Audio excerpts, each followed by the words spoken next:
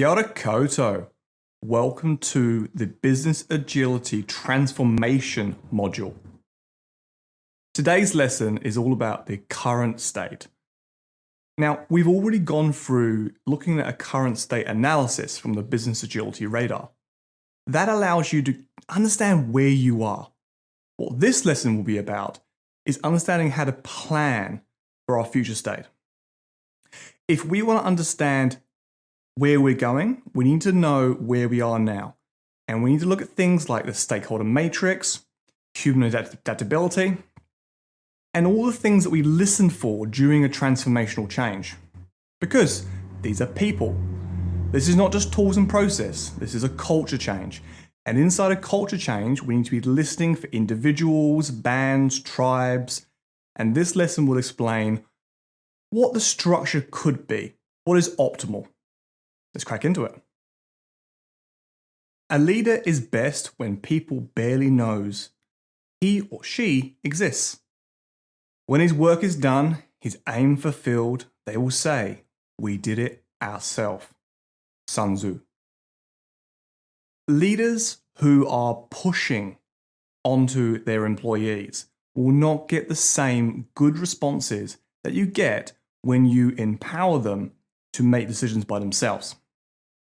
This entire module will focus on ways where you can position your pieces and influence people around you without that nagging conflict or conflict of interest from yourself. Current state is our first part, our first lesson. But just to recap, we've gone through outcome 2.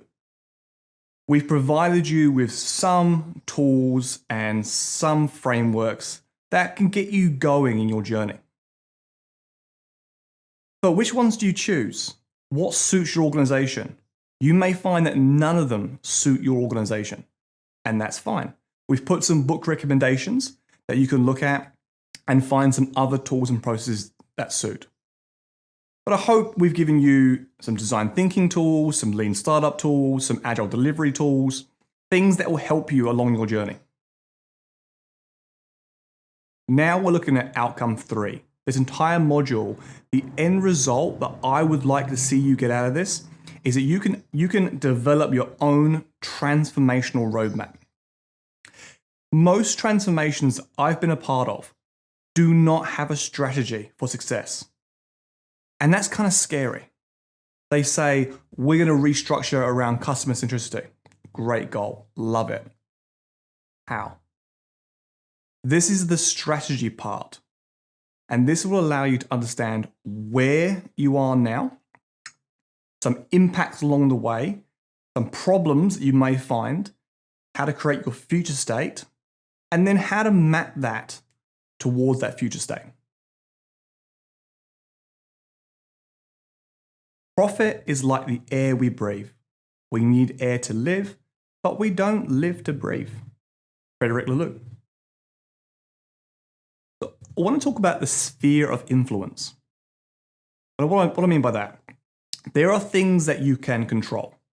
Normally yourself, and sometimes if you're a specific manager, you may be able to control tools, processes, and certain people around you. But then there's what matters in a transformation. What we're going to focus on is what you can control and then what matters, that overlaying part. The amount of times I hear agile coaches or transformational leaders down in the dumps saying, Mike, I know where we need to go. I just can't get people to join me on this journey. And then I look at their strategy, if they have one. And it's normally things that they can't control. And they haven't realized that you can't just say this go Scrum or this involve the customer more. Even if you're the CEO, you can't decide to bring a customer onto the board without the board's permission. You may be able to influence it, but you can't control it. So none of us have the power to just make changes. So we must focus on what we can control and what we can influence. So here's a lovely looking chap. What can I control? What is in my sphere of control?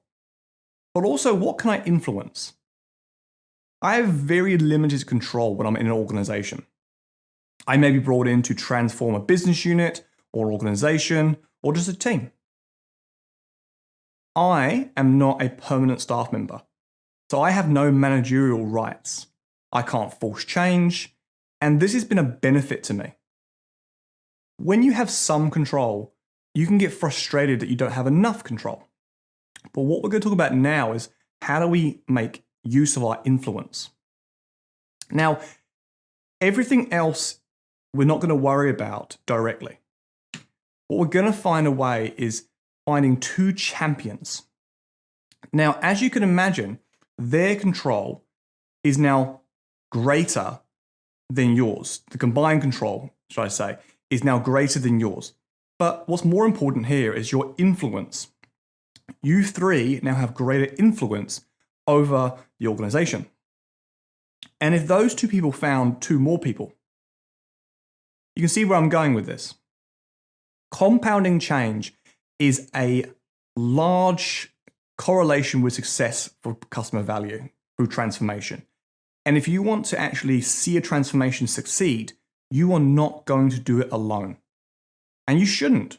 It's far too stressful, and you won't be able to persuade people to actually trial new things. You want to bring two champions on, and you want to have the thought process to actually get those two people to have more two people, to have more two people, and you're going to compound that change.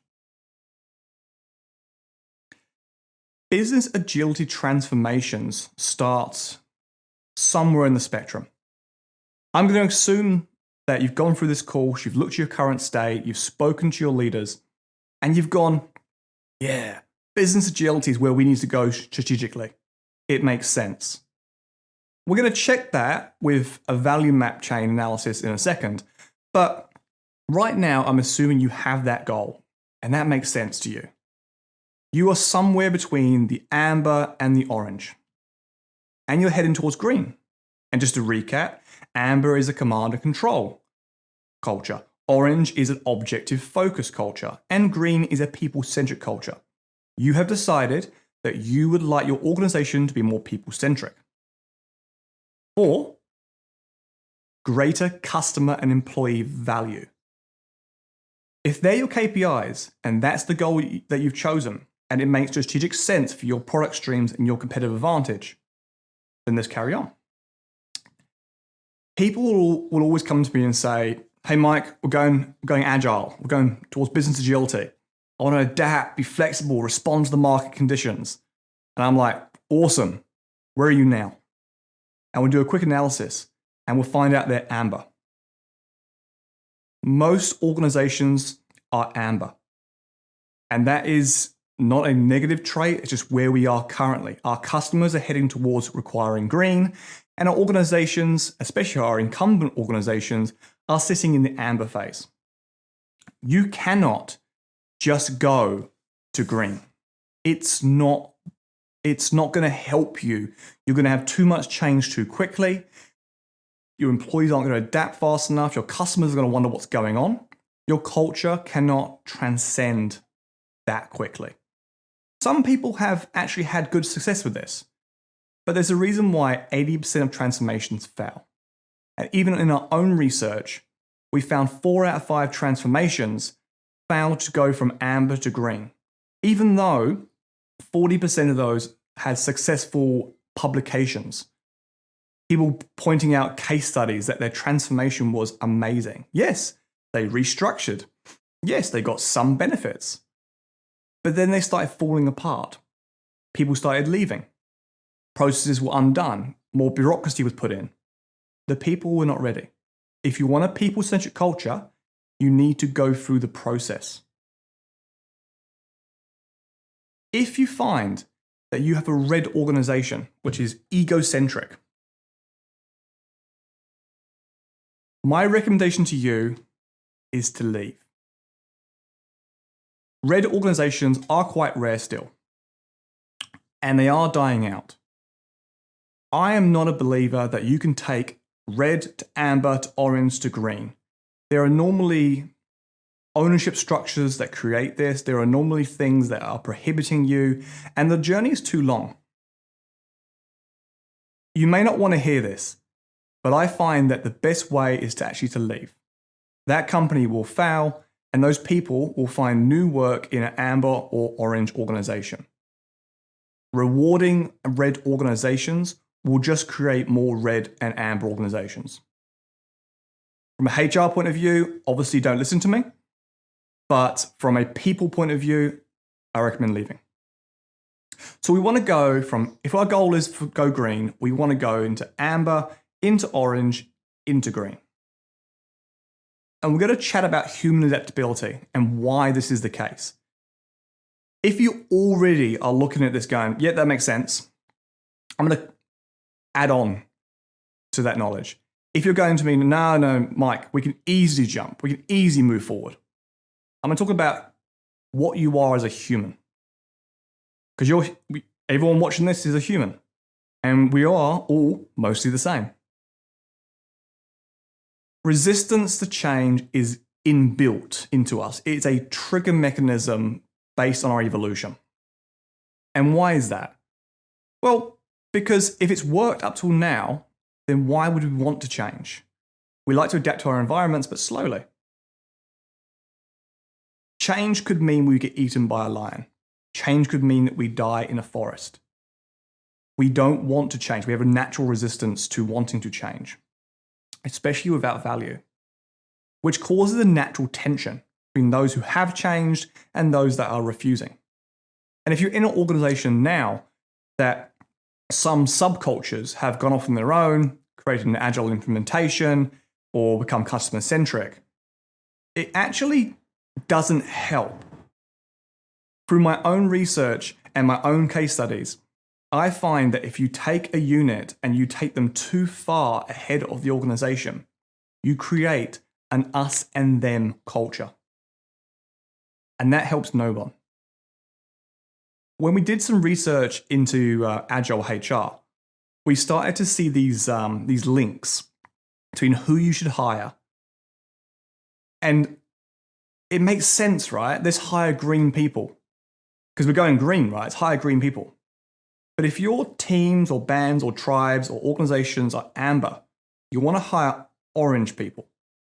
And I'm going to go through this in different stages from different points of view. But this is the whole reason you want to slowly move people over to the next stage, if it makes sense for your organization. So, people resist change because they fear they will not be able to adapt to the new ways. I have a great example of this. I was brought into a company in Auckland, New Zealand, and my job was actually to get rid of 70 contractors. Now, back then, I thought this was a good thing. I was very lean-minded. I was sold to by the CFO. Hey, Mike, if they were delivering value, they'd want to be here. If they're not delivering value, then there's no motivation for them. It kind of made sense to me at the time, to be fair. And I sat down with this lady, and I'm trying to understand her, map her role. And what I realized was that the new SAP implementation, there had been no guidance and no transformation, no change management for the staff. So they had no idea how to use systems. And that's the reason why they were still using all these old systems. So we had SAP over here, and we had all the old systems over here, and we had Excel and database spreadsheets to interlink the two. Yes, I could have recommended that those people get the boot. But what I did is I realized it's not that they don't want to. It's that they fear that if they don't move to the new system, they'll lose their job. And that if they do move to the new system, they may lose their job. The fear of actually changing prohibited them from even being open to change. So as a stage one, I actually created macros to make their life easier while they learned the new system. I then went and learned SAP myself, and I taught them the system over a period of time. They naturally thought that was a better system, and then they moved over. We still did have to decrease numbers. That was the whole point. but 34 people were put on to new and engaging projects because of the 70 FTE reduction. Not 70 FTE as in they left the company, but we retained 34 for new things. And that was kind of the start of my Agile journey, realizing that Agile is not about reduction in FTE. It is about putting the right people on the right new things to engage greater competitive advantage. And it was a great result for me. For those of you who have ever tried running, and for those of you who used to run, you may like this. I started running about 5 years ago, roughly. And I thought I could just get out there and run 5K. I tried. I think I got about 400 meters and then I killed over panting. It was a horrible, horrible experience that I barely got back home. Even if you're a runner, if you haven't run for a few months and you try and go and run 10K, you will actually foul and injure yourself. And most runners know that you need to slowly change your body. Your body will adapt. I can guarantee you that anyone watching this can run 5K. What I found was the couch to 5K method. In that method, you walk 300 meters and you carry on walking and then you start jogging and then you slowly adapt. Within 30 days, I was running 5K. Slowly, but I still ran 5K. If I had kept trying to run 5K every week and keep injuring myself, I would have never got to 5K. Even today, 5 years later, if I'm training for a marathon or a half Ironman, I know I can't just go out and injure myself. I need to slowly build up. Human adaptability is a slow progress. It is amazing, but it has to be done slowly and compounding on the previous step. It's kind of why climate change hasn't really taken off. If you look at this little diagram here, slowly boiling in the pan. This is a pot. It's a kettle, darn it. Climate change people will argue on the semantics of their argument, rather than actually just realizing that we are in a slow boiling planet, that we are doing this to ourselves. That's the other side. That's the negative side of human adaptability. If we slowly adapt to our environment, we won't jump out. We won't make action. We'll just adapt and then slowly. I think everyone knows the story on frogs in cold water being risen. Even marketing have understood this for many years. This is a funnel. They understand that you can't just go and sell to a customer. You can't just say, buy my book. You need to build trust slowly. As you can see in here, it's all about, this is the get, keep, grow model. And inside that, it's about acquiring leads, transforming leads into customers through a minor purchase. The minor purchase builds trust and that gets you more, etc. Again, for a startup point of view, I think Daniel Priestley has a great book around the 4 stages of a product. Free one or a very, very low cost one is how you build trust first of all into your main product and then your after product and then your maintenance or service. Human adaptability happens in many facets of our lives. If you want to build trust, must be done slowly. If you want to learn to run, must be done slowly. If you want to avoid a slow burning climate change, you need to be aware of it. Pros and cons of the human evolution. So I want to talk about, again, this nice chap here. And we're going to say it's you now. This is the 4 layers of company structure. I want to say straight away that this is not perfect. This is what the data is showing us. This is what the academic literature is showing us. And when we look at our cultural basis, this makes sense. But every industry, every company is different, and you need to change this to match your organization. But let's go through it. There's you. And then there's 5 of you. This is a team. The optimal size of a team is 5 people. And I would say, looking at the data, that 3 or 4 people is actually more advantageous than 6. So when people say to you it's 7 plus or minus 2, it's actually 5 or less. And the reason why that is because a team of 6 starts to increase exponentially social loafing. People rely on other people. Once you get to 8, 9, 10 people, you already split the work up naturally. If you're in a team of 10, reality is you're probably working in 2 teams of 5. And it's very hard to make that visible. Very hard to actually increase the productivity and the happiness of your employees if you don't understand that there is actually 2 separate cultures there. 3, 4, and 5 people, 5 being the optimal, means that you have the right skill sets to deliver functional value while keeping a coherent team culture. Then you have multiple teams working on the same value stream or ecosystem. It's 50, and we call this a band. Now, the reason why we don't call it a tribe is because when you look at the literature, especially historical literature, you realize that actually humans have been calling them bands for a long time. The band is 50 people.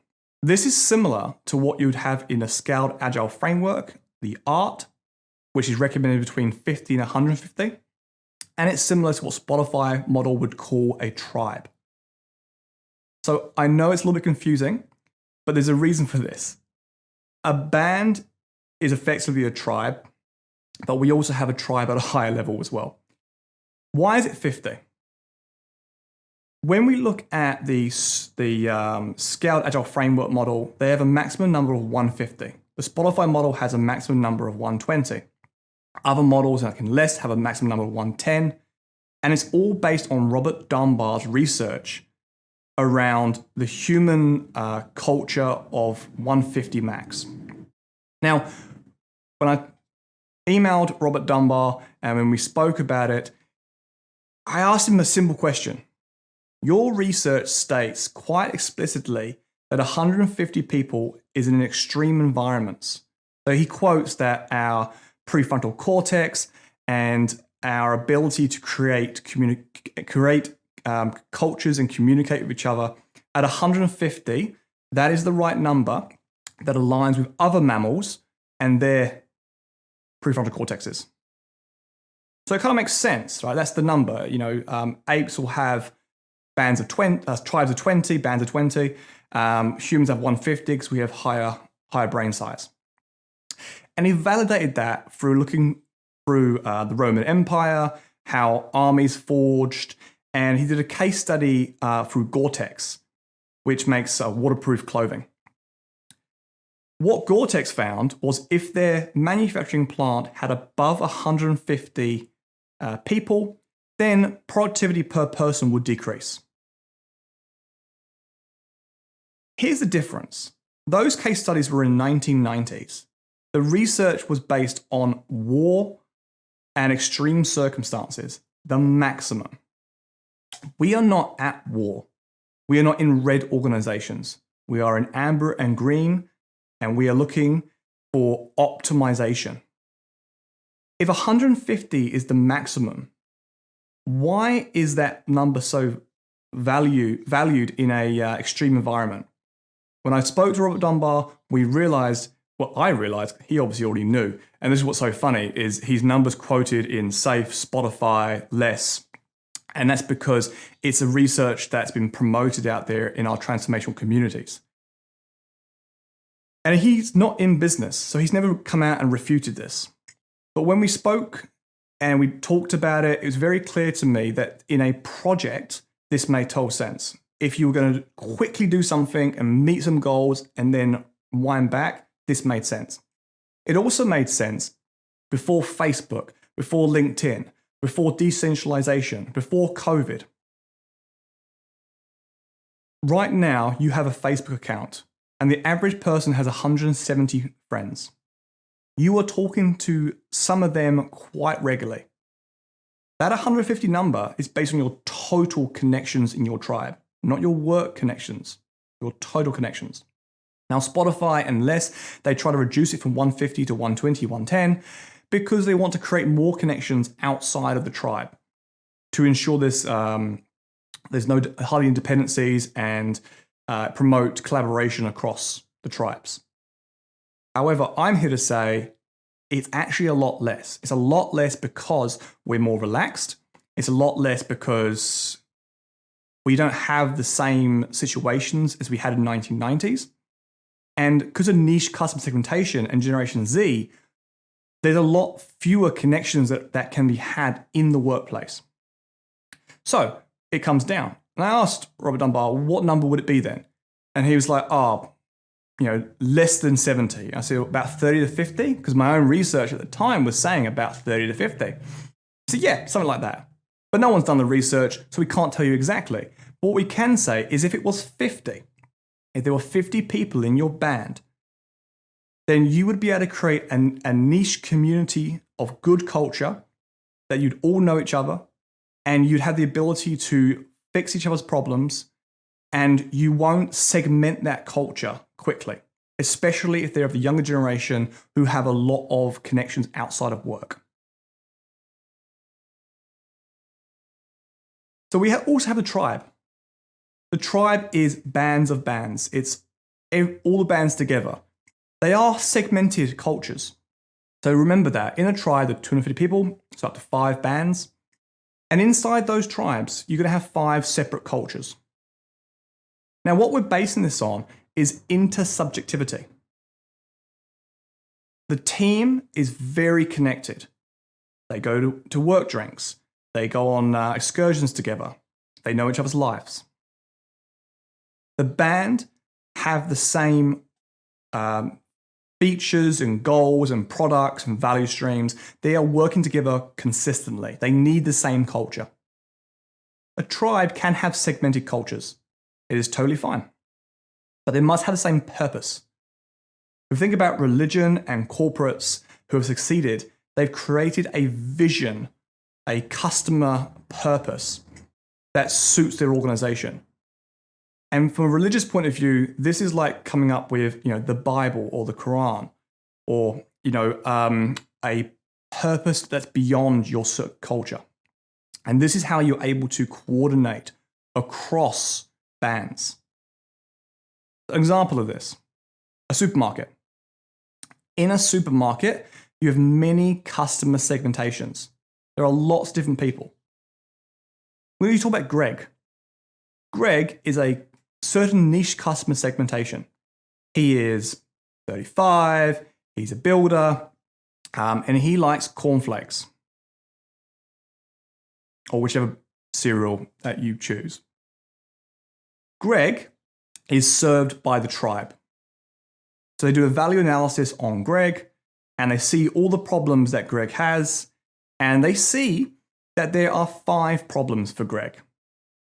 One of those problems can be done by the box of cereal. The box of cereal is produced completely independently by the 50-person band. The other bands are working on other problems for Greg. The whole tribe has a vision for Greg.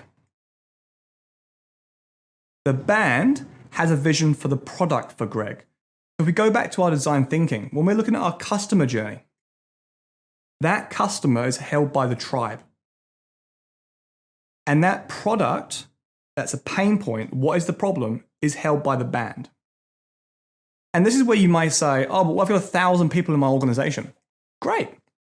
Then have you got 4 customer segmentations and 16 products?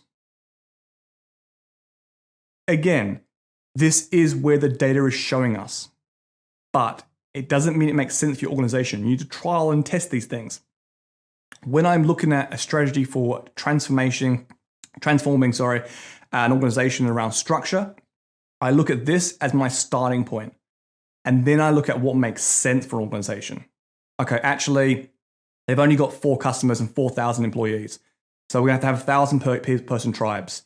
Yes, we know that's too many, but we're going to have to do it that way. Okay, the shared services. Okay, if they can't be split, then that's a separate company over here that's going to filter into all these people. They're going to have partners. But the core operations of people who do the work for Greg should be, we should look for 250 and bands of 50. If your band is above 50, you are losing productivity per person.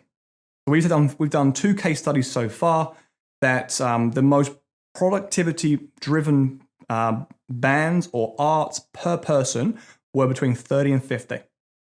The ones that were 150 and 100, they were constantly having massive dependencies and they were having breakdowns in culture. So 30 to 50 is more important in the tribe size. And your band, if you want to change that slightly and say it's not just a product, it's a product of a product, that's okay too. It's not as optimal. We can talk about optimal health. Doesn't mean we do it. I'm giving you what the case studies and the literature says right now is optimal, and you need to manipulate that for your organization. When we think about our business agility values, strategic agility over strategic planning, cognitive diversity over specialization, customer experience over the product, employee empowerment over the hierarchy, we must remind ourselves that we're not saying to ignore the bottom, we're saying that the top is more valuable. Now, have a look at your current state analysis that you've already done, because we're going to go through now what that means and how that's going to help you with your transformation. So you've completed your current state analysis. You may have done it twice, and thank you for that. All the data that we get through the Business Agility Radar is available for free. We are doing this data to give back to the transformational agents around the world to ensure we know conclusively if you move from one stage to another, it has a correlation with success. So if you want to do this now again, and you want to do it in the future, put a specialist code in that makes sense for you. Because then we can run back and actually look at those again and again. You may have something like this. As you can see, this organization is mostly amber. It has some elements of beginning to be green in certain areas, but it's mostly amber. It does have, however, some red. And that's where I always say to focus. You want to round out that current state. But if we move on quickly, because we're going to come back to future states in the next lesson, but we're going to talk about mapping your value chain. Because you've understood your current state analysis, you've understood how the structure could look in an organization and what the optimal numbers are. How do you understand what your value chain is? Where on the customer journey do you play? What problem do you solve? How do you solve it? That is your value chain, your product map. So you've done your customer journey and you've gone, right, to solve this problem, we're going to do it like this. We've done a lean canvas and we understand it end to end. Now we're going to go, right, well, which partners do we need? How do we get that? We're going to map the whole thing out. And I actually recommend the Simon Wardley maps. And again, the video is on your course lesson. And I'm not going to go over it in too much detail because he does a fantastic job of explaining this. But at a high level point of view, there is running along the bottom, the evolution of a product. All products start off bespoke and they eventually become commoditized. And after this lesson, you'll probably realize what I've been talking about when I say, what is your strategic direction for your organization? Because if it's to commoditize, then you want to push your products towards the commoditization section. If it's to jump and be bespoke and unique, then you need to go up. So the value chain from invisible to visible is all about where we see products. So right now, power is commoditization. You don't really see them anymore. It's done for efficiency purposes. And then in this example here, you've got data centers, computers, platforms that all feed into CRMs and websites, which allow you to print, have online photo storage, online image manipulation. And as you can see, it's all custom built up here in online image manipulation and online photo storage. It's unique, it's value add. It has a higher price, especially profit per use. Whereas commoditization is all about, the lowest possible cost because you can get another competitor quite easily. These are bands. This whole thing would be your tribe and what you choose to actually focus on. Because for instance, you're not going to do power. And if you are, it will be a very inefficient company trying to do this entire value chain. No, you're going to have partners. Your partners could be a power company. Your partners could be Amazon for your data centers. Your platform's CRM could be WordPress. You don't control any of that. They're your partners. Your website even could be exported. You need to understand where you sit on the value chain and what makes sense for you to do. So if you outsource everything on the left-hand side there, product and commodity space, and you're focusing on these two things here, you'll have a whole bunch of partners and you'd focus on two bands. So your organization potentially could have 100 people, which is a good size organization that's dealing with online photo storage, online image manipulation for one customer segmentation. But Mike, we've got 600 people and we look at image manipulation. Cool. How many different customers are you actually serving? Do you have business customers? Do you have consumer customers? Do you have people who are in geographical locations? Do you have specific needs? Are you just focusing on dentists? When you start breaking this down, you'll realize that actually there's only so many customers. There's only so many people that we need for those customers. And what I'm saying to you here is when you look at your tribe, and let's say it's actually 1,000 people in an organization, and there's 4 customer segmentations, you have 4 tribes, and you're focusing on 8 products, that's the prime bit there. Again, manipulate it to how it sees fit for you. And as you'll see in the workbook, I have actually put, around here is where green is. If you're looking for, the high custom build or the Genesis, let's get out of the way of the thing. Whoop, where are we? Genesis. The Genesis side of things, which is bespoke, new things, you need agile, you need agility, you need to change as you pivot on new information. If you're in the product space, you're in the value add space, you probably are very happy with orange. Objective focus, creating new bespoke needs for those customers. That's not innovative. You don't need innovation. You probably don't need to be people-centric cultures.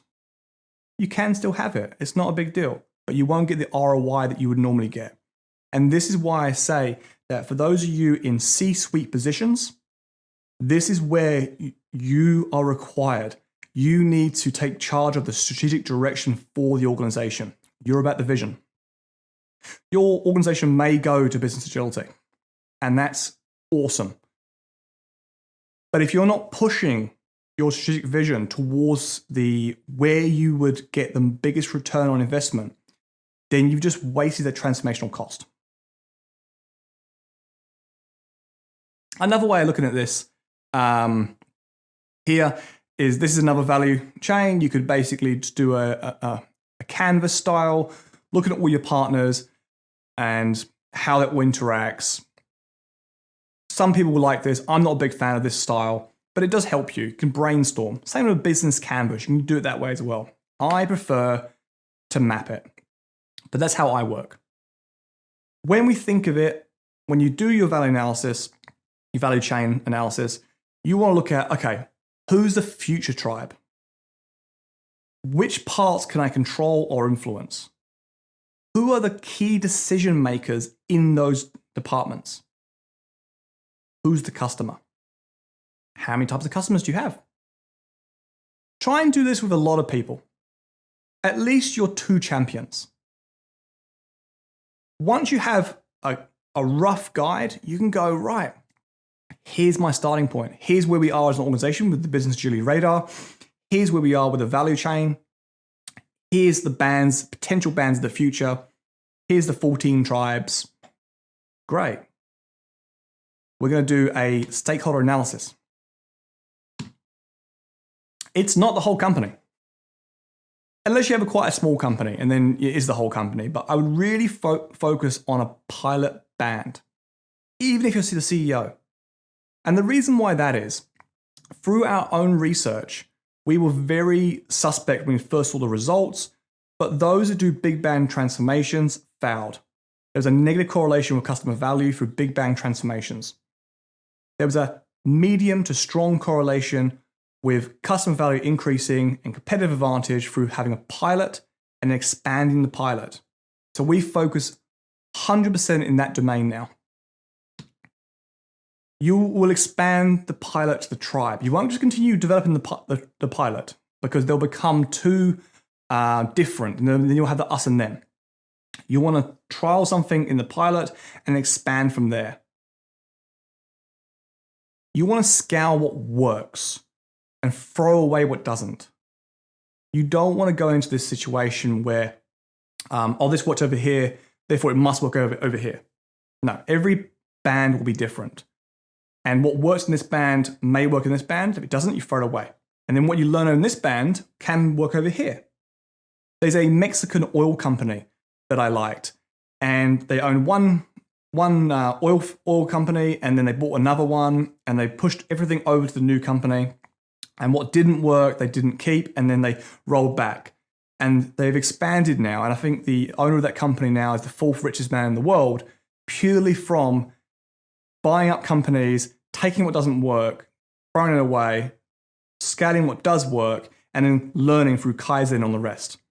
Fourth richest man in the world, and a company that's dominating the South American oil fields.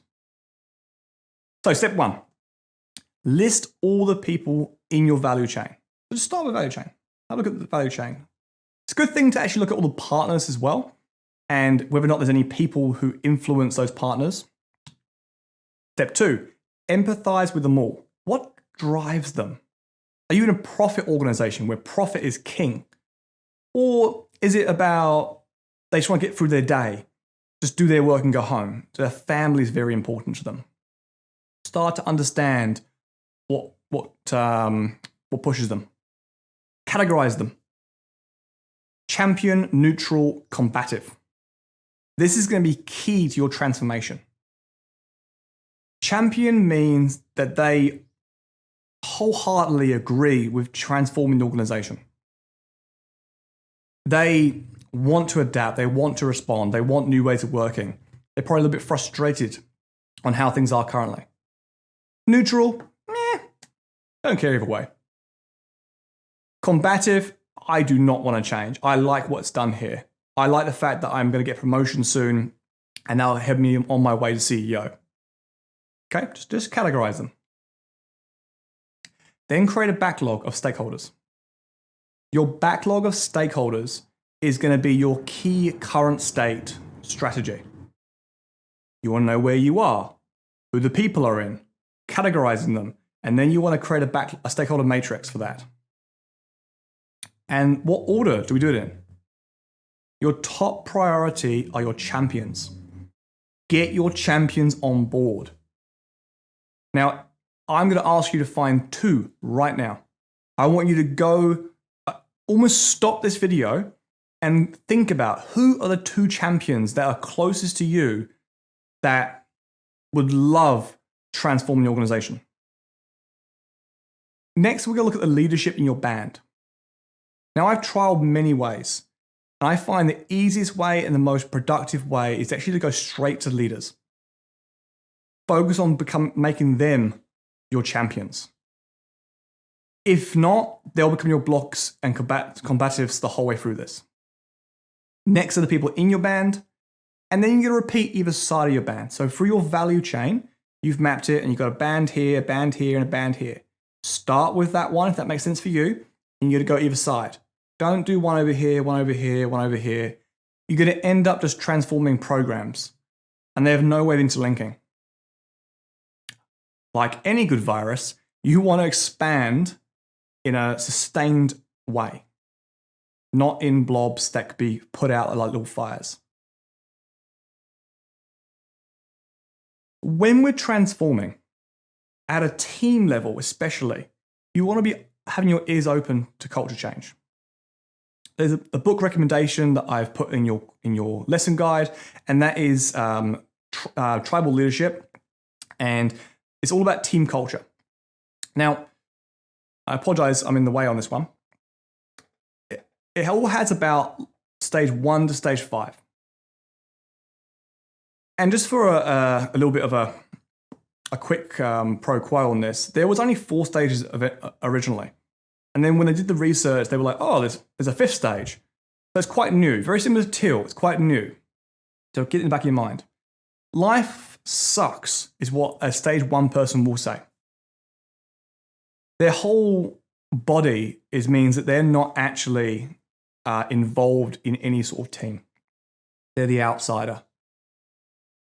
Thankfully, you don't see many people in the workplace. And in most organizations, you will not find a stage 1.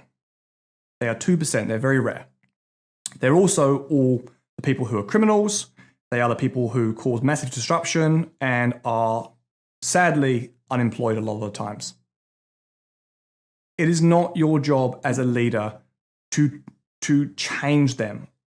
I believe personally that stage 1 people is actually need some sort of intervention from their family and a health worker of some kind. By all means, give it a go. But if you find a stage 1 employee in your team, then please see HR and have a look on how you can help that person. Otherwise, most of the time you're going to find stage 2. My life sucks. They understand that other people's lives don't suck, right? They understand that it's actually them. They normally blame somebody else. You're listening for blame culture. And it's normally because their manager's at stage 3 and they're blaming their manager for whatever reason. It's always their fault. Now, they're in the team, but they're not part of the team. They're kind of like an individual that just sort of sits around. Normally, stage 2 people, they are missing something. They're missing a connection on how they can actually become successful. They are 25% of the working population. They are passive, disengaged, and they blame managers.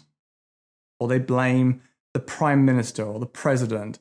They blame the CEO, the board. They're always blaming someone else. So listen out for people who are saying the words, oh, it's their fault, or if only they did something.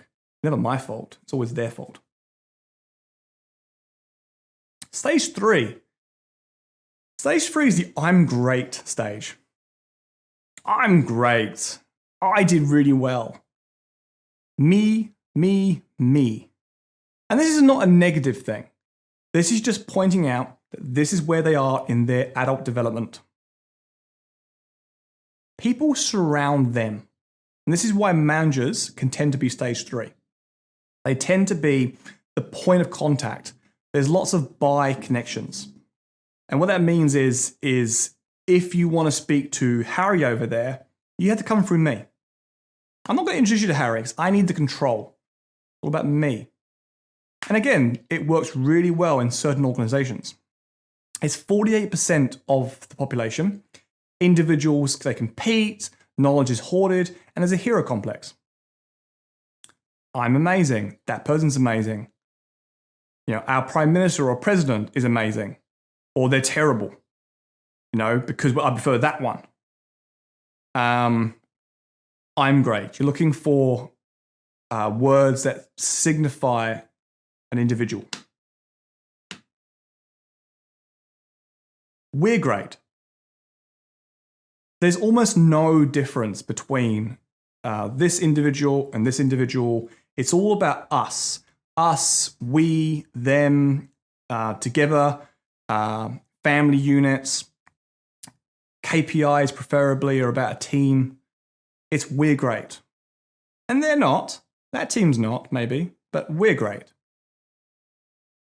They're 22% of the population. They work together for the good of the company. They have a common enemy. That's a key thing here, right? My local football team is amazing. We're great. But that football team's not. They're terrible. They openly collaborate. They don't hoard information. One of the key things you'll find with a stage 4 group is they create trifectas. And what that means is if you want to go meet Barry, I'm going to introduce you to Barry and tell Barry about you and you about Barry, and then you guys can connect from then on. You don't need me anymore.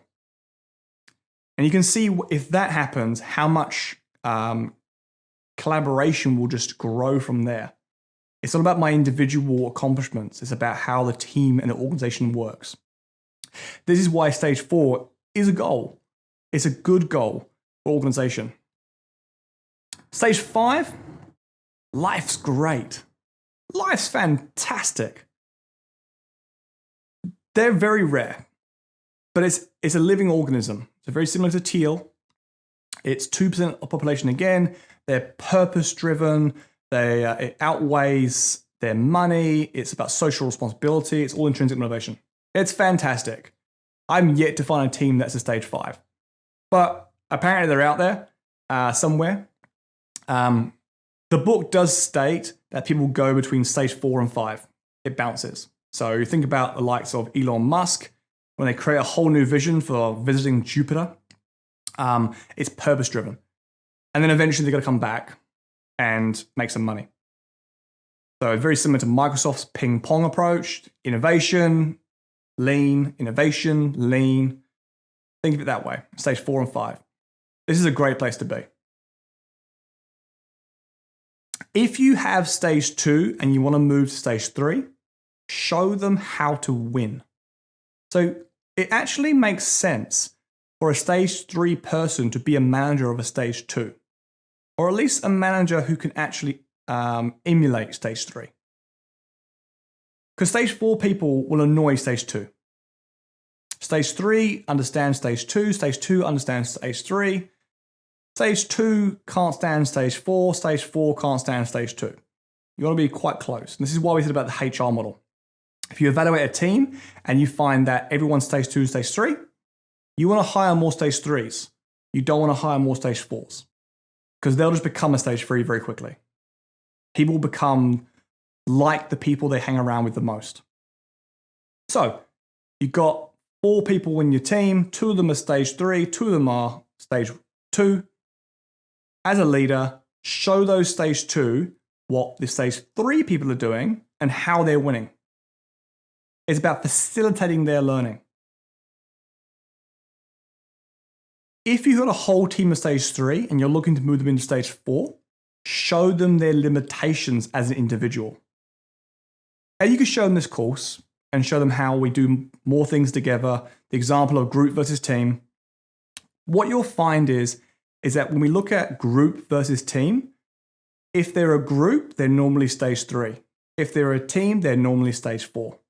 You're not going to have a whole bunch of group stage 3 people in a team. You can try and push the team dynamics, and all you're going to get is pushback and individuality.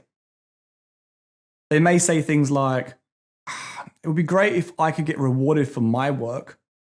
Like, great, you're stage 3. And if you're the only stage 3 in this team of stage 4, this is a lot easier. Give them work by themselves that they can't achieve by themselves.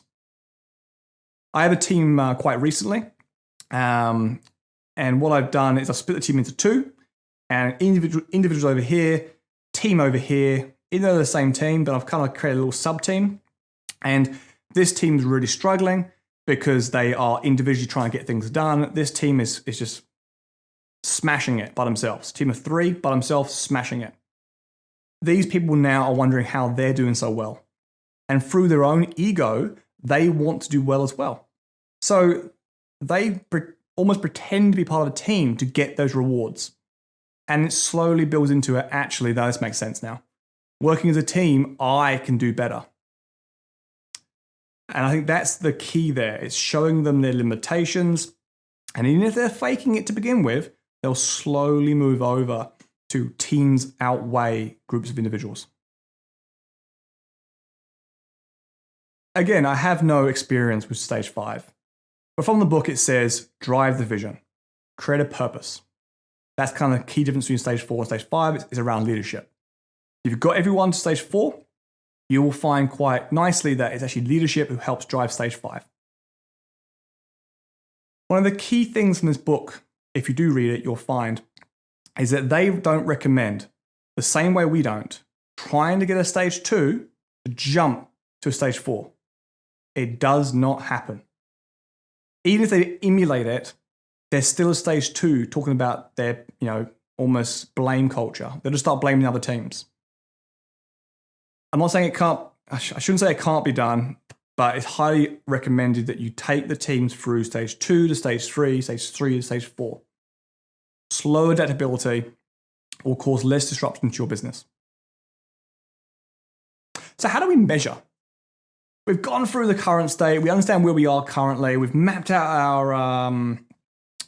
our value chain. We've done our stakeholder matrix. We're ready, right? Well, how are you going to measure success? What is success for your organization? 33% of organizations that we looked at during our studies didn't have a measurement of success. They're just transformed for the sake of it. Oh, it's Barney. How do you define and calculate customer value? How often do you deliver the value? How soon do you realize you were wrong? All these things are valuable KPIs. And you can make it very simple, go reduction in cost, happier customers, more profit. Whichever one makes sense for you.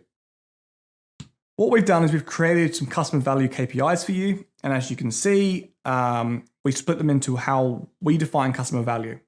And again, you can look at the work that we've done and how it validates all of these customer value KPIs on the lesson guide.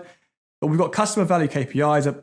What is customer value? It is customer satisfaction, customer loyalty, benefits, functional benefit of the products, and price. And just go through these. From a loyalty point of view, we're looking for customers to be loyal to us. It's not employee loyalty, because that's employee value. It's customer loyalty. So we're looking at increased sales per customer. So how often are they rebuying from us? And the reduced onboarding cost for future sales. And that's really handy because what it means is you're not having to pay as much advertisement cost. You don't need as many resources dedicated to try and get the person to buy again. They just naturally come back and buy. So if it's zero cost for them to repurchase, boom. Customer satisfaction is all about the increased net promoter score. Now, net promoter score, as you'll see on this course, you focus on a score of 1 to 10, and you've got 6 and below is a negative or a combative. You've got 7 and 8 is a neutral, and 9 and 10 is the promoter, champions. You take the number of customers who are 9 and 10, you minus those from 6 to 0, and you divide by the overall number. And that gives you your NPS score, net promoter score. If that's increasing, your customer value is increasing. Your customer value is increasing, your business outcomes and competitive advantage is increasing, and therefore you're making more money. But it's a lot easier to focus on your increasing your net promoter score, i.e. increasing your satisfaction, than it is to have this ambiguous term of make more money or increase customer value. Yep, good goals. How are you going to do it? So you may decide that satisfaction and increased net promoter score is where you want to focus your objectives. Also, increase positive feedback. I like to use this mostly on social platforms. So I scale all the social media platforms.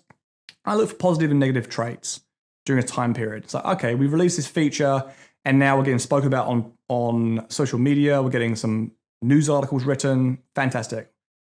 Satisfaction's up. Price, money. Money's a good thing to look at still. Increased sales, always good. The increased price against industry inflation. So are you able to increase your price against industry inflation? i.e. you're taking more of a market share per dollar, which is really good little KPIs to look at. So even if you're not increasing customers, you must be increasing customer value because you've got a higher price than your competitors now and people still buy from you. Again, if you have a commoditized product, this won't make sense. If you have a value add product, the value that you're adding allows you to demand a higher price. Functional benefit, You've reduced the waste. So every feature or product you're delivering is decreased in price. That's a functional benefit to the customer because there's more money now and more resources to increase other products. And higher gross margin. You're making more money. So you can see how these customer value metrics will always lead to more money.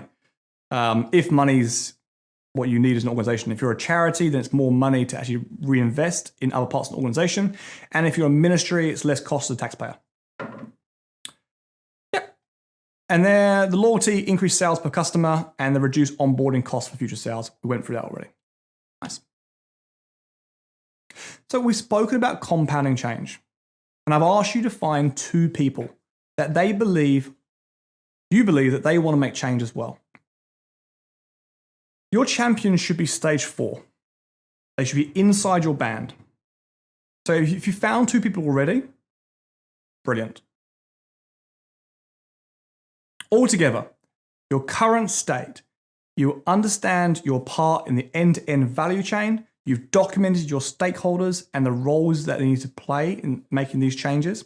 You've measured the tribe and all the organization business agility stage for the business agility radar. You've documented potential limitations to change and positive features that may help through going through your stakeholder metrics. You've chosen 2 champions to bring you onto your plan and committed to teach them.